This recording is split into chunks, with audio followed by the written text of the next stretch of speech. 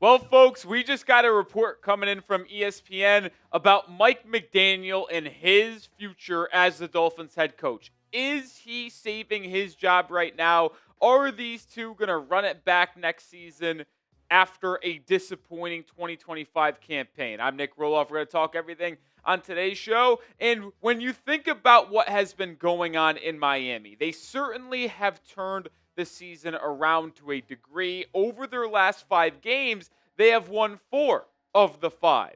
Ready? The only loss they had was against the Baltimore Ravens at home on Thursday Night Football, but they've been able to beat a rival for the first time since 2022 in the Buffalo Bills. And they've taken advantage of some easier games against the Commanders and Saints over their last 2 weeks of playing games. And you do got to give credit to Mike McDaniel to a certain degree for at least keeping the team together and having them continue to play hard. There was all those reports earlier on in the year. It was like, hey, Stephen Ross wants to keep Mike McDaniel throughout the season at least, and the only way they actually get rid of him is if the season goes completely off kilter and the team stops playing for him. Well, that hasn't been the case, right? They've been playing a little bit better football. The team is playing hard week in, week out. So I don't think an in-season firing is even close to being on the table. It would have to be after the year, but maybe that's not the case. And we'll showcase what ESPN reported here in just 1 second. But make sure you are subscribed to the channel, not only for daily Dolphins content, but also because we're going to be live tomorrow for the next game. Miami looks to make it 4 straight wins by taking down the Jets in New York. Subscribe and join us. We'll be live an hour before the game. Me and Coop are going to be ready to have a good time.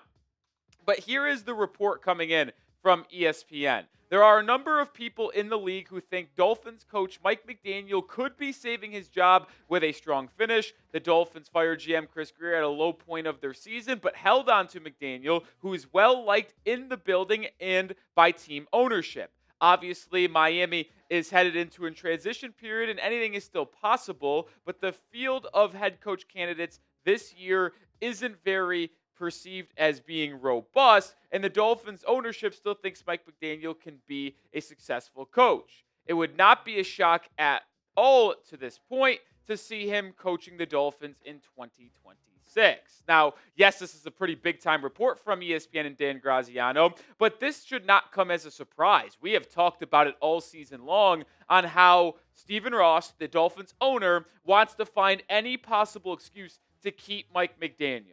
I mean, that's the God's honest truth. There has been reports consistently about how they want to be patient. They want to give Mike McDaniel time to maybe turn the season around. It has never really made that much sense to me as why they've been doing that, but that has been what's going on the entire year. And I mean, personally, I think he should have been fired alongside Chris Grier. Like, you really think about what has gone wrong in Miami over the past 4 years. It's been a badly constructed roster, but it's also been a soft, physical football team. Like, they're not a physical team is what I mean. Like, they're very soft, and they've kind of collapsed down the stretch after having an opportunity to win the division in 2023. But they went into Buffalo, lost that game, kind of collapsed late into the year. So it's just been frustrating to me. It's like, I don't understand why we're still trying to keep on running this kind of McDaniel operation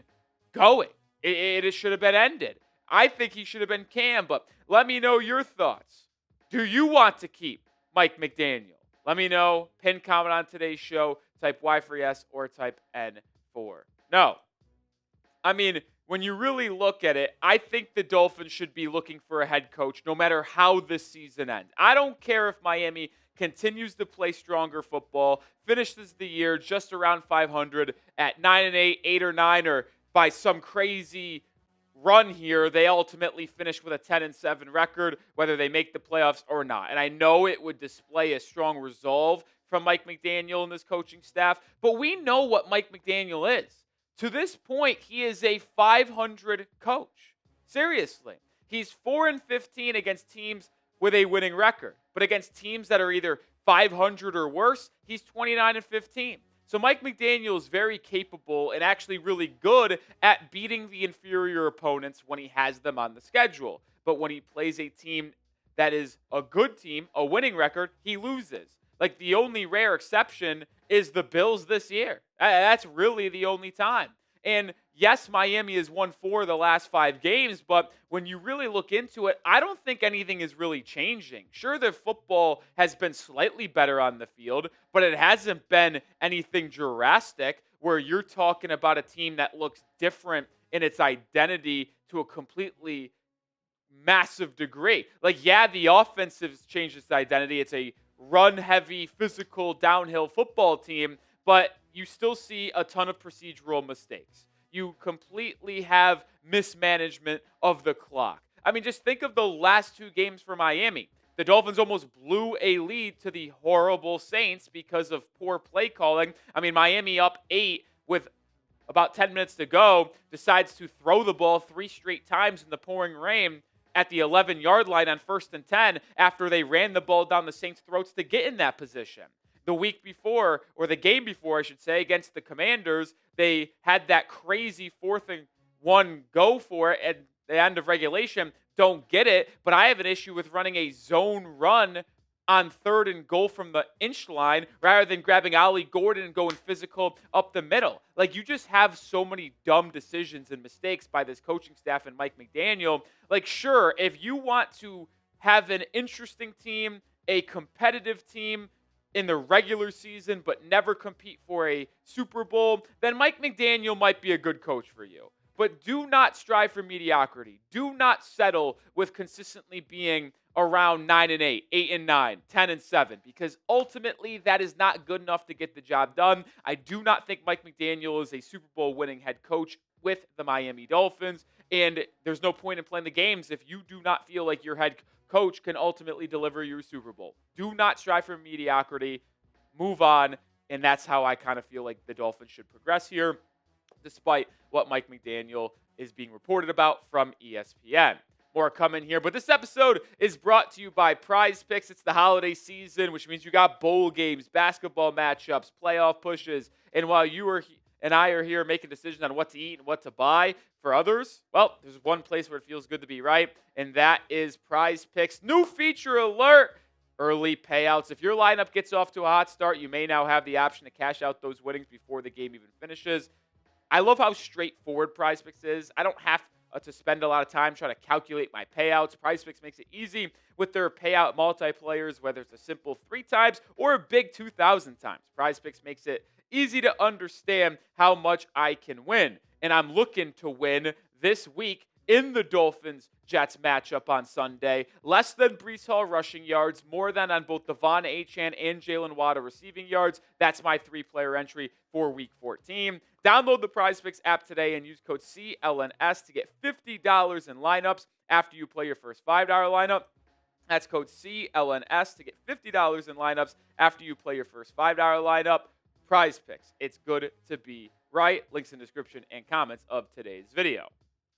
Now, in that report by ESPN, I do think they made an interesting point that I want to talk about. Obviously, Graziano mentioned how there's momentum growing to McDaniel staying here for 2026. But how about the point that he made, and people around the league believe, that there aren't any home run hires this head coach cycle, which could ultimately play a factor into keeping McDaniel for another season. I mean, you go back 1 year, I would categorize a lot of these head coaches as home run hires. I thought Mike Vrabel was a home run hire for the Patriots. Obviously, has paid off for them. They're 11-2 at this point and likely going to win the division. Ben Johnson in Chicago. Those 2 were the 2 best head coach candidates, in my opinion. I said I would fire Mike McDaniel to hire one of those 2. I wish Miami did it. Now, if they did fire McDaniel, would they have gotten one of those 2? I don't know. But both of these coaches have these teams in their first year as head coach, number 1 in their conference. Liam Cohen has the Jaguars 8-4. Brian Schottenheimer has done a great job maneuvering throughout the year for Dallas to have them 6-1. And even Aaron Glenn, who got off to a real rough start, is doing way better for the New York Jets. Pete Carroll and Kellen Moore haven't been that good, but you see a combined record of first-year head coaches 41, 44, and 1. That is a pretty good record for 7 first-year head coaches across the football league. And obviously, Vrabel and Johnson were slam dunks. Those two teams are having massive successes so far in 2025. And I just don't think you could come up here and say with a straight face that there are any home run slam dunk hires for this 2026 head coach candidate pool. Are there some good head coaches? Oh, absolutely. I think there are a couple guys that I really like and would love to replace Mike McDaniel with, who we'll talk about here in a second.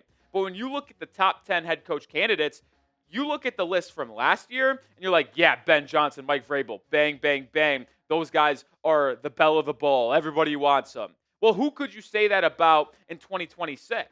I don't really think you can say that about anybody. There are certain people that I think are more valuable and should be a higher candidate than others, but there isn't a guy on here that everybody should be dropping everything to go out and make their pitch for to have them come into the building to be their head coach. Like, my top three are probably Robert Saleh, the ex-head coach for the Jets and current defensive coordinator for the 49ers, Vance Joseph, current defensive coordinator for the Broncos and also former head coach of the Broncos, and Chris Shula, the Los Angeles Rams defensive coordinator. But could I come here and tell you right now that they're going to come in and completely transform this entire organization and immediately have Miami competing for a playoff spot in a Super Bowl instead of Mike McDaniel? I would say no. Do I think they could give Miami a better chance to win a Super Bowl long term 3-4 years from now? Absolutely. But I don't think it's an instant crazy upgrade,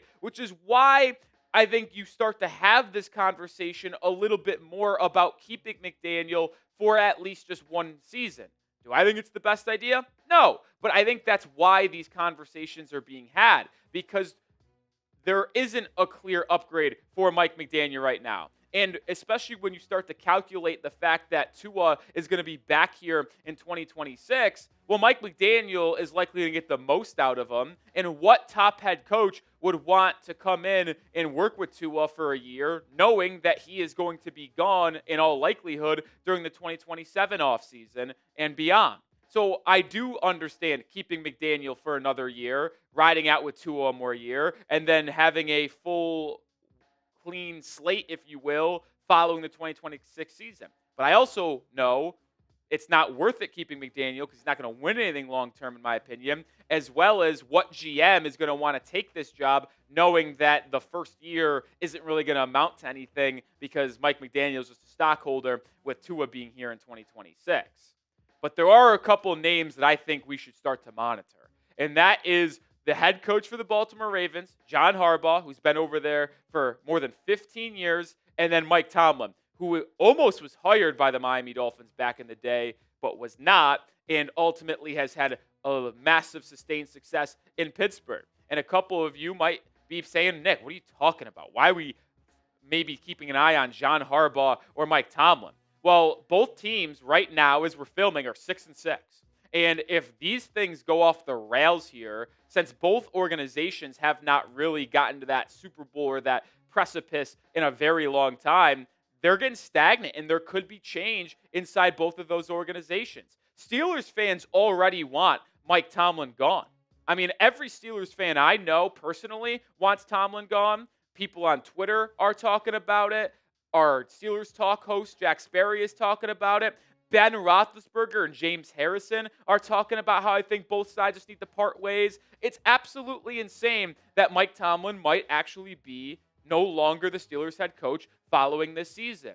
Now, if you're talking about Tomlin being available, I actually think he would be traded because he's still got years off on his contract, and he is still going to be a guy that is valued across the league as a potential head coach. And I think there could be teams looking to trade for Mike Tomlin, a.k.a. the New York Giants potentially, to get him that way rather than have to bid against other organizations on the open market like a potential free agent. And if you're the Steelers as well, if you know there's a lot of interest around the league in Mike Tomlin and he's under contracts, why let him go for nothing? Why not trade him and maybe get a second-round pick or maybe a damn first-round pick in return for Mike Tomlin? And I do think he is a guy that I would consider a clear upgrade over Mike McDaniel. I would absolutely love to have Tomlin over Mike McDaniel. But if you're asking me if Tomlin's available on the trade market, would I go out and trade for Mike Tomlin? I would not.